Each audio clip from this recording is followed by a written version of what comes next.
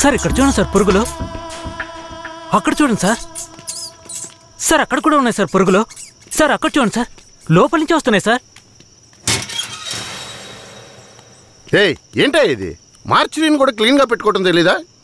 మేమేం చేయగలం సార్? శవమిలా సంవత్సరాల తరబడి ఉంటే పురుగులు పట్టి వాసనే వస్తుంది. సార్ అన్ని వెల్ఫేర్ సొసైటీలకి ఇన్ఫర్మేషన్ ఇచ్చాం, వాళ్ళు ఇంకా రాలేదు. సార్ అనాథ శవాల్ని దహనం చేయడానికి ఎన్ని ఫార్మాలిటీస్ ఉన్నాయో మీకే తెలుసు కదా. గవర్నమెంట్ వాళ్ళకి తెలియజేసి పర్మిషన్ తీసుకునేలోగా తల ప్రాణం తోకొస్తుంది సార్. ఇప్పుడు ఏం చేద్దాం అంటావు? హాస్పిటల్స్ లేక అనాథ శవాలు చేరకుండా చూసుకోవాలి సార్. సార్ 3వ నెంబర్ వార్డులో ఉన్న అనాథ పేషెంట్ సీరియస్గా ఉన్నాడు సార్.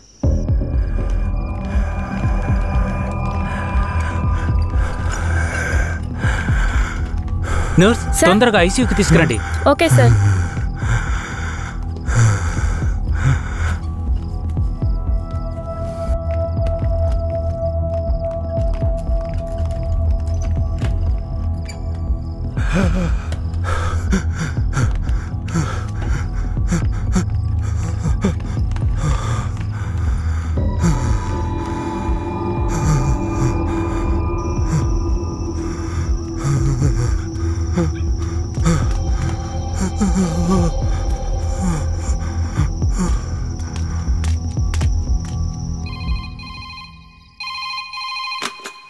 హలో సార్, పాత చర్చి పక్కన ఒక శవం ఉంది, వచ్చి చూడండి సార్.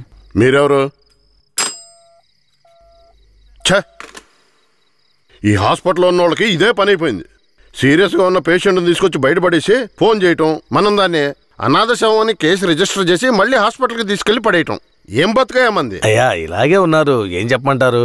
ఏమయ్యా హెడ్? అయ్యా ఆ చర్చి పక్కన 174 కేసు ఒకటి వచ్చింది, ఎందు వెళ్ళి చూసిరా.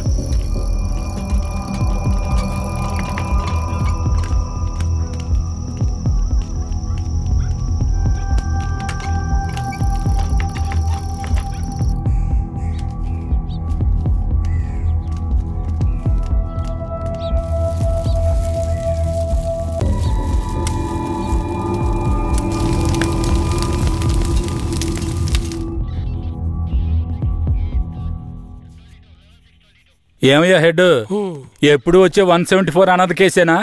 అవునవును. అనాథ సేవాన్ని తగలబెట్టి మీరు గవర్నమెంట్కి లెటర్లు రాస్తూనే ఉన్నారు, కానీ డబ్బులు మాత్రం రావడం లేదు.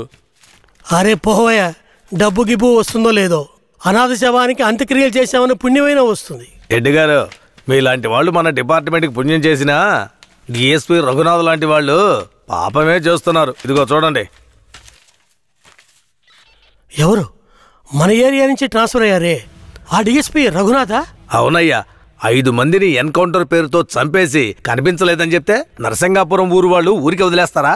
ఊరోళ్ళంతా మీడియా వాళ్ళతో కలిసి పోరాటం, ధర్నాన్ని గొడవ చేయటం వల్ల ఇప్పుడు గవర్నమెంట్ విచారణ కమిషన్ పెట్టింది. విచారణ కమిషన్ ఊరికి వదిలేస్తుందా? డిఎస్పీని పీల్చి పిప్పి చేయదు.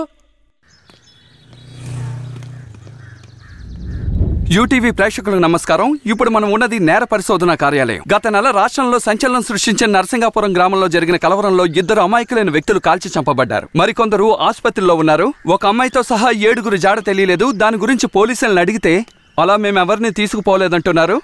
ఇప్పుడు వాళ్ళు ప్రాణాలతో ఉన్నారో లేదో కూడా ఎవరికీ తెలీదు. దీని గురించి ఇక్కడున్న ప్రజల అభిప్రాయం ఏంటో ఇప్పుడు అడిగి తెలుసుకుందాం. ఏం జరిగిందో చెప్తారా? న్యాయం జరగాలనే దీనికి ఒప్పుకున్నాం. కనిపించకుండా పోయిన వాళ్ళు మా ఊరికి తిరిగి రావాలి. రాలేదో మేము ఒప్పుకోం. మా ఊరి కుర్రోళ్ళు ఇంకా ప్రాణాలతో బతుకున్నారో లేదో కూడా తెలియడం లేదయ్యా. వాళ్ళు ప్రాణాలతో తిరిగి రావాలని మేము ఆ దేవుణ్ణి వేడుకుంటున్నాం అయ్యా. జడ్జి గారు వచ్చారా?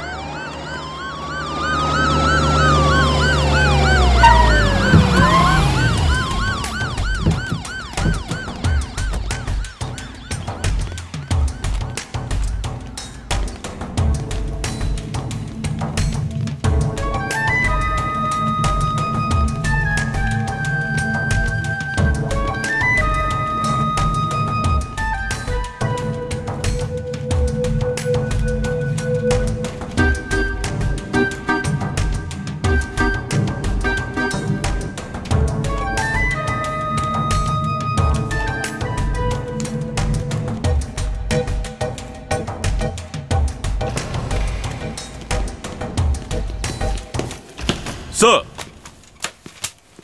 రఘునాథ్ మీరేనా? Yes sir. మీరు సర్వీస్లో వచ్చారు ఎన్నేళ్ళైంది? Sir I join service in. Telugu రాదా? మీరు చేసిన నిర్వాకాన్ని మెచ్చుకుని పత్రికలో ఫోటోలు వచ్చే చూడండి. కనిపించకుండా పోయిన 7 ఎక్కడా? నాకు తెలియదు సార్. మీరే తీసుకెళ్లారని తెలిసింది? నేను తీసుకువెళ్ళలేదు సార్. సరే మీరు వెళ్ళండి, అవసరమైతే కబురు చేస్తాను. Yes sir. గొడవలు జరిగిన ఊరికి రేపు మనం వెళ్ళాలి.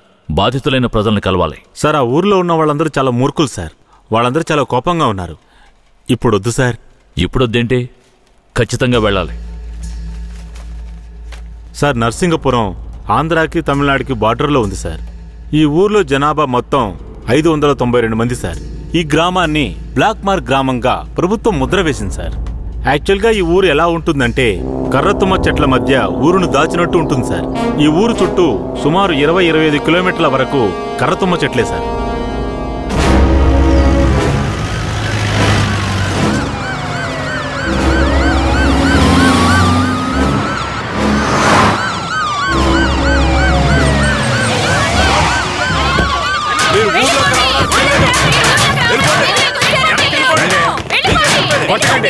కొట్టకండి, దయచేసి వినండి, ప్రశాంతంగా ఉండండి. మీకోసమే మన జడ్జి గారు వచ్చారు. దారి వదలండి, లోపలికి వెళ్ళండి. అయ్యా, ఈ దుర్మార్గులైన పోలీసుల్ని ఊళ్ళోకి రానివ్వకండి అయ్యా.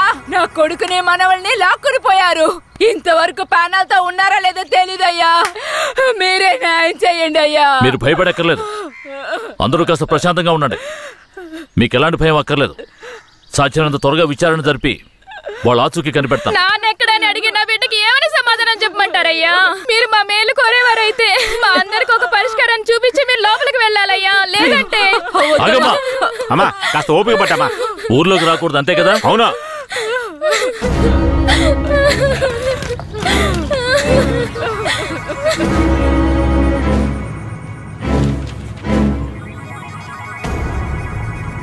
పోలీసులంటే అందరికీ భయం ఉంటుంది, కానీ ఇంతగానా?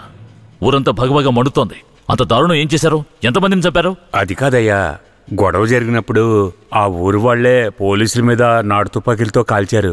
తర్వాత వాళ్ళని భయపడడానికి పోలీసులు మోకాళ్ళ కింద కాల్చినప్పుడు గురి తప్పి 2-3 చచ్చిపోయారయ్యా. కనిపించకుండా పోయిన 7 ఏమయ్యారు? వాళ్ళు కర్రతుమ్మ చెట్ల పక్కనో లేక తమిళనాడు బార్డర్లోనో దాక్కుని ఉంటారు. దాక్కుని ఉంటారా? అందుకే ఊరంతా అలా గగ్గోలు పెడుతోందా? ఎందుకయ్యా అబద్ధాలు చెప్తారో? ఆ ఊరు గురించి అన్ని విషయాలు నాకు తెలియాలి. పూర్తి వివరాలు తెలిసిన వాడిని తీసుకురండి. మీ పేరేమిటి? నా పేరు రామూర్తయ్య. మీరక్కడ ఏ సంవత్సరంలో పనిచేశారు? 1980లో ఆ ఊర్లో డ్యూటీ చేశానయ్యా. ఉత్తినే పేరుగా ఊరు బయట పోలీస్ స్టేషన్ ఉంటుందయ్యా. ఆ ఊరికి పోలీసులకి అసలు ప్రాబ్లం ఏమిటి? అయ్యా, అది నిన్న ఈ రోజు వచ్చిన ప్రాబ్లం కాదయ్యా. ఎంతో కాలంగా ఆ ఊరికి మన పోలీసులు కూడా ప్రాబ్లం అయ్యా. ఆ ఊర్లోకి పోలీసులు అడుగు పెట్టకూడదయ్యా. ఒకవేళ వెళ్తే ప్రాణాలతో తిరిగి రాలేరు. దొంగతనమే ఆ ఊరాళ్ళకు కులవృత్తి అయ్యా. హత్యలు, దొంగతనాలు, దోపిడీలంటూ వాళ్ళు చేయని వృత్తే లేదయ్యా. వీళ్లకు అసలు రేషన్ కార్డులు ఉన్నాయో లేవో గాని ఒక్కొక్కరి మీద 4-5 కేసులున్నాయ్యా. వీళ్లను చూసి ఎదుటి వాళ్ళు భయపడాలే తప్ప వీళ్ళు ఎవరికీ భయపడరయ్యా. వాళ్ళకంత ధైర్యం రావడానికి ఎవరు కారణం? అందుకిద్దరే కారణం అయ్యా. ఒకడు కేశవరాయుడు, ఇంకొకడు వీరయ్య. ఎవరు వాళ్ళు? వీడు కేశవరాయుడు, వీడు వీరయ్య. అయ్యా, వీళ్ళిద్దరికీ దొంగతనమే ప్రధాన వృత్తి అయినా కేశవరాయుడికి బొగ్గుమూట్లు అమ్ముకోవడమే ముఖ్యమైన వృత్తయ్యా. ఊళ్ళో ఏదైనా పెళ్ళంటే వాళ్ళిద్దరూ పెళ్లివారి మీద దాడికి బయలుదేరతారయ్యా. 1980లో తమిళనాడుకి వెళ్ళాలి అంటే నరసింగాపురం పక్కనున్న మెయిన్ రోడ్డు మీదుగా వెళ్ళాలి. 10-12 బళ్ళు కలిసి ఒక్కటిగా వెళ్తేనే ఊరు క్రాస్ చేయగలరు. అలా కాకుండా ఎవరైనా సెపరేట్గా వెళ్తే అంతే.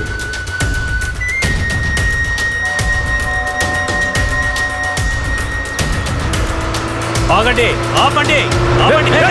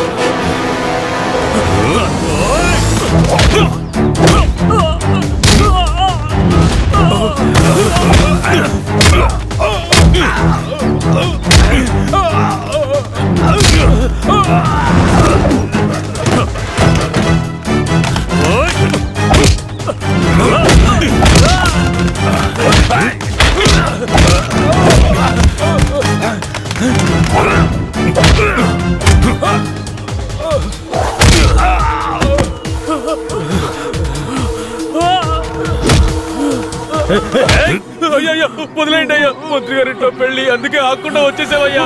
అయ్యో వదిలేయండి అయ్యా. అయ్యా వదయ్యా. అయ్యా రే, మేము ఆకలి కోసం దొంగలిస్తున్నాం, నీ మంత్రిలాగా ఆడంబరంగా బతకడానికి కాదు. ఊరు సొమ్ము దోచుకునే వాడి కోసం అడ్డమైన పనులు చేసి అల్పాయుష్లో పోకు. నిన్ను నమ్మి నీ కుటుంబం ఉంది. మా ఊర్లను పెళ్ళేరా.